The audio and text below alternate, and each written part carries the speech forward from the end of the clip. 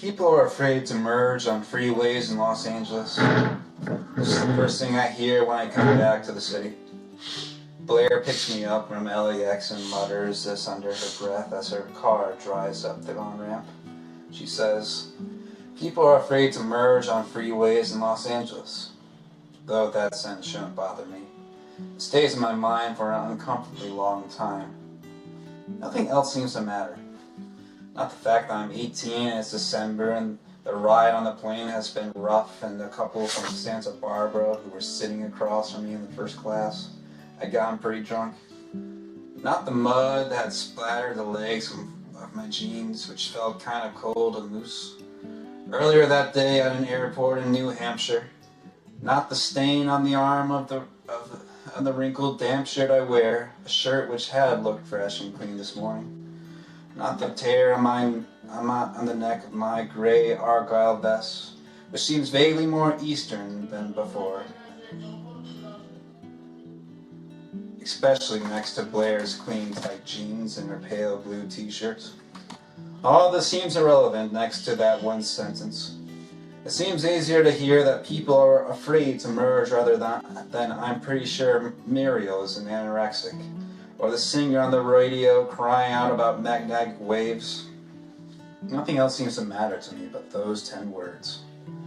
Not the warm winds which seem to propel the car down the empty asphalt freeway, or the faded smell of marijuana which still faintly permeates Blair's car. All it comes down to is that I'm a boy coming home for a month and meeting someone whom I haven't seen for 4 months, and people are afraid to merge. Blair drives off the freeway and comes to a red light. A heavy gust of wind rocks the car for a moment, and Blair smiles and says something about maybe putting the top up and turns to a different radio station. Coming to my house, Blair has to stop the car since there are these 5 workmen lifting the remains of palm trees that have fallen during the winds, and placing the leaves and pieces of dead bark in a big red truck. Blair smiles again. She stops at my house and the gates open and I get out of the car, surprised to feel how dry and hot it is.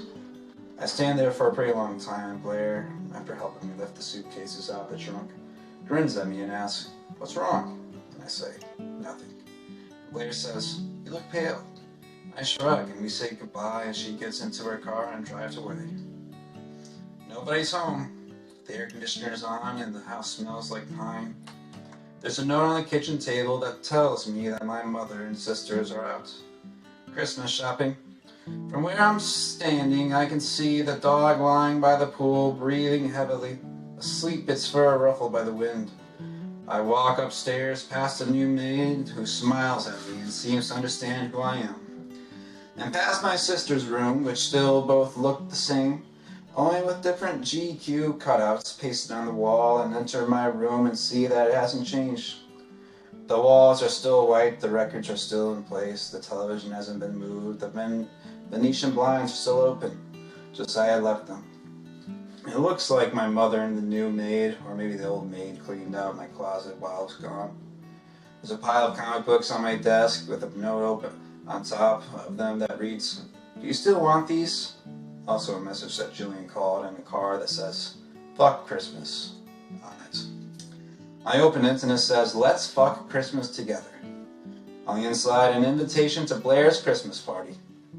I put the card down and notice that it's beginning to get really cold in my room. I take my shoes off and lie on the bed and feel my brow to see if I have a fever. I think I do, and with my hand on my forehead I look up with caution at the poster encased in glass that hangs on the wall above my bed.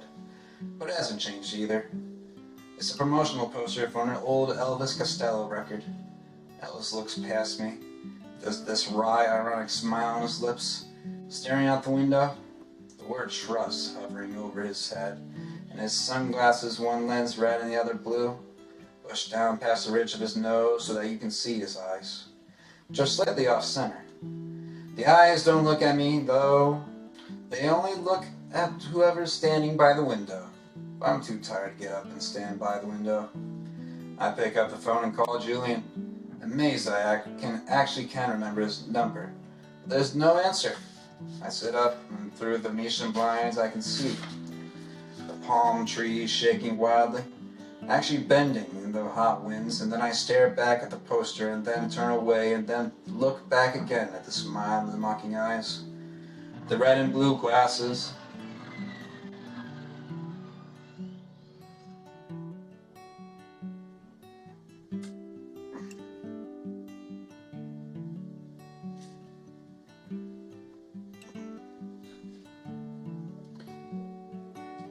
And the mocking eyes, the red and blue glasses.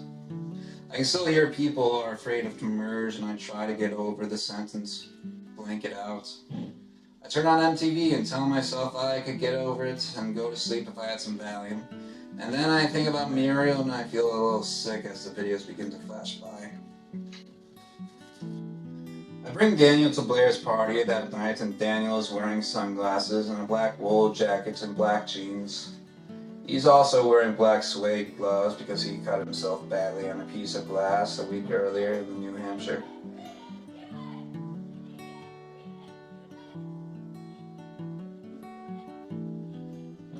I had gone with them to the emergency room at the hospital, and I watched as they cleaned the wound and washed the blood off and started to sew in the wire until I started feeling sick, and then I went and sat in the waiting room at 5 o'clock in the morning and heard the Eagles sing "New Kid in Town." I wanted to come back.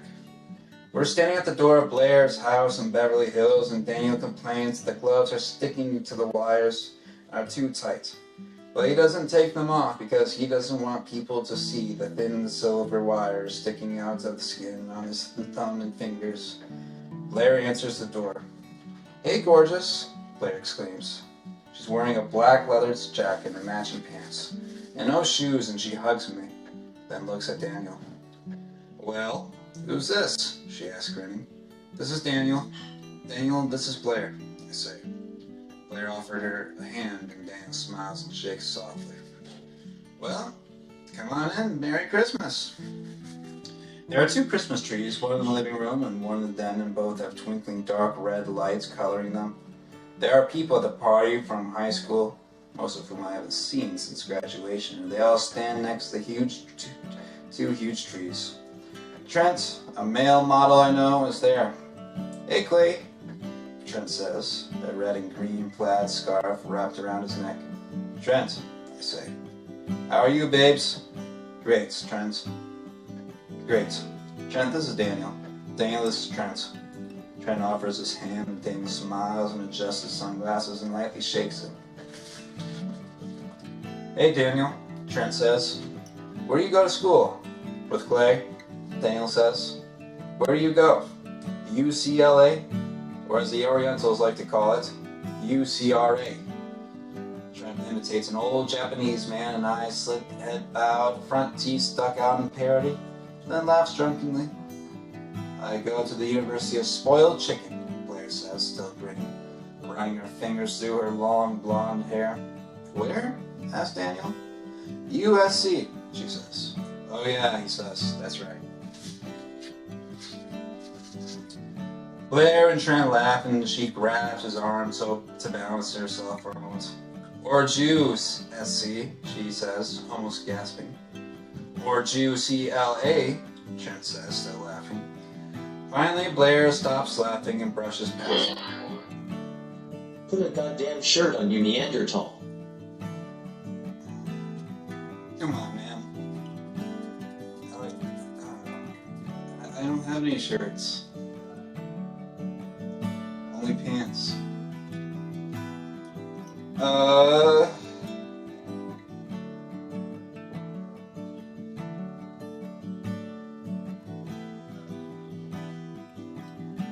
Finally, Blair stops laughing and brushes past me to the door, telling me that I should try the punch. "I'll get the punch," Dan says. "You want some, Trent?" "No thanks." Trent looks at me and says, "You look pale." I notice that I do, compared to Trent's deep, dark tan and most of the other people's complexions around the room. I've been in New Hampshire for 4 months. Trent reaches into his pocket. "Here," he says, handing me a card. "This is the address of a tanning salon in Santa Monica. Now, it's not artificial lighting or anything like that, and you don't have to rub vitamin E capsules all over your body. This thing is called an UVA bath, and what they do is they dye your skin.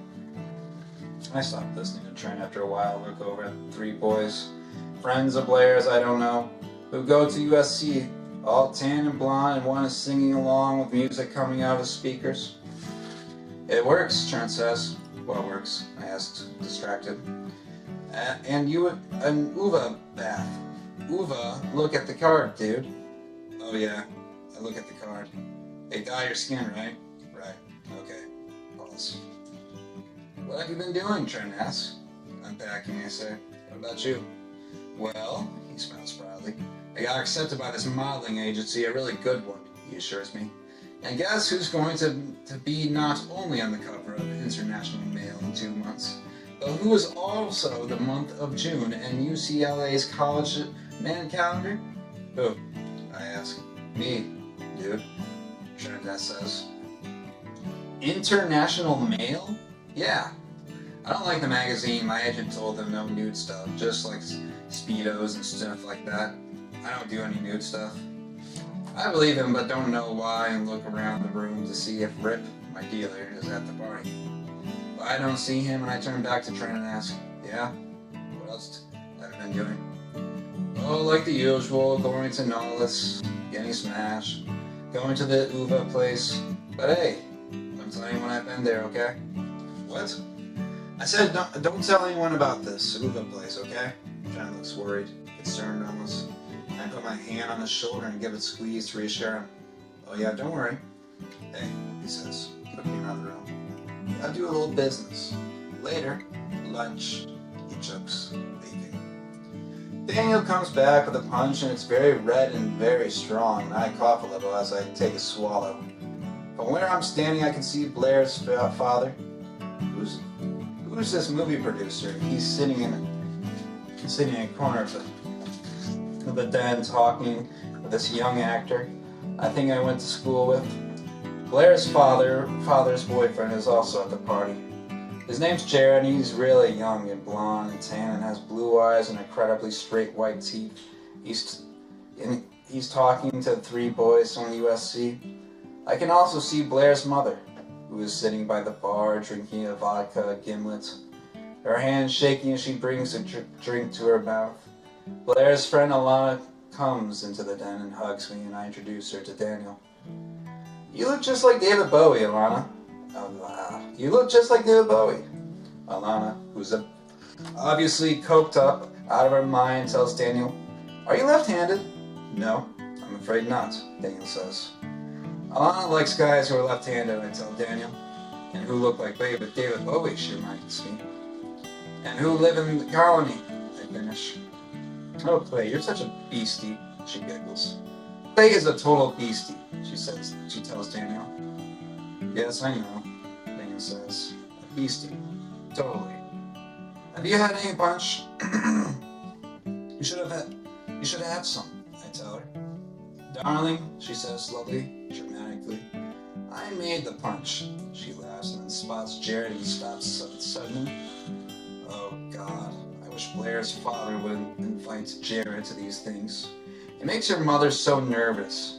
She gets totally bombed anyway, but having him around makes it worse. She turns to Dan and says, Blair's mother's an agoraphobic. She looks back at Jared. I mean, he's going to Death Valley next week on vacation. I don't see why you can't wait until then, can you? Lana turns to Danny and then me. No, Danny says solemnly. Me neither, I say, shaking my head. Lana looks down and then back at me and says, You look kind of pale, Clay. You should go to the beach or something. Maybe I will. I finger the card Trent gave me and then ask her if Julian is going to show up. He called me and left a message, but I can't get in touch with him, I say. Oh God, no, Alana says. I hear he's like completely fucked up. What do you mean? I ask. Some of the three boys from USC and Jared laugh loudly in unison. Alana rolls her eyes up and looks pained. Jared heard the stupid joke from his boyfriend who works at Morton's. What are the two biggest lies? I'll pay you back, and I won't come in your mouth. I don't even get it. Oh God, I better go help Blair. Mommy's squinting behind the bar. Nice to meet you, Daniel. Yeah, you too, Daniel says. Alana walks over to Blair and her mother by the bar. Maybe I should have hummed a few bars of Let's Dance, Daniel says. Maybe you should have. Daniel smiles. Oh, Clay, you're such a total beastie. We leave after Trent and one of the boys from USC fall into the Christmas tree in the living room. Later that night, when the two of us are sitting at the end of the darkened bar at the Polo Lounge, not a whole lot is said. I want to go back, Daniel says quietly with effort. Where? I ask, unsure. There's a long pause that kind of freaks me out, and Daniel finishes his drink and fingers the sunglasses he's still wearing and says, I don't know, just back.